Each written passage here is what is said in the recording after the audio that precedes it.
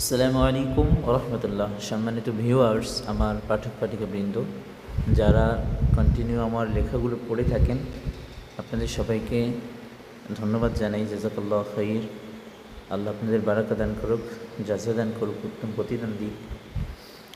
লেখাগুলো যদি ভালো লাগে সবার কাছে ছড়িয়ে দিবেন। চলেন আজকে দেখব আমি আমার চ্যানেলে কোথায় লিখি। প্রথমে আমার চ্যানেলে চলে যাবেন, ইউটিউবে।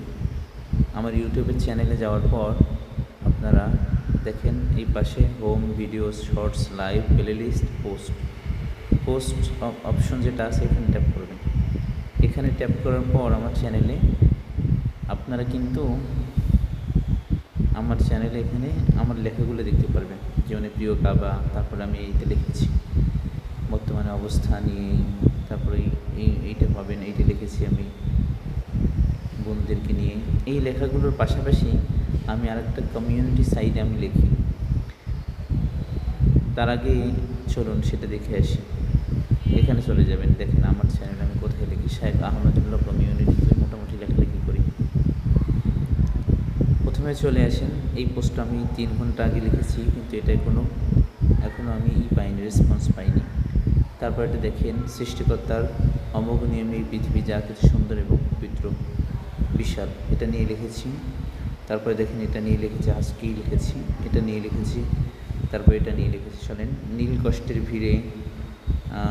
কষ্টের ভিড়ে আল্লাহ সন্তুষ্টি। এবার চলুন এই যে কমেন্টটা দেখে আসি, কমেন্ট লিস্ট। চলুন কমেন্টগুলো দেখব, এই জন্যই আপনাদেরকে চেষ্টা করেছি। দেখে নিন আমার কমেন্টগুলো। আপনাদের ভালোবাসার জন্য আমার লিখতে ইচ্ছা করে, আল্লাহ সন্তুষ্টির জন্য।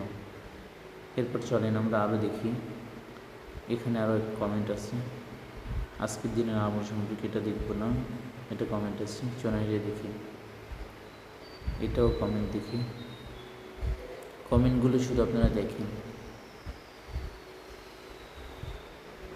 কমেন্টগুলো আমার অনুপ্রেরণা। আপনাদের অনুপ্রেরণা পেয়েই আমি লিখতে ভালোবাসি।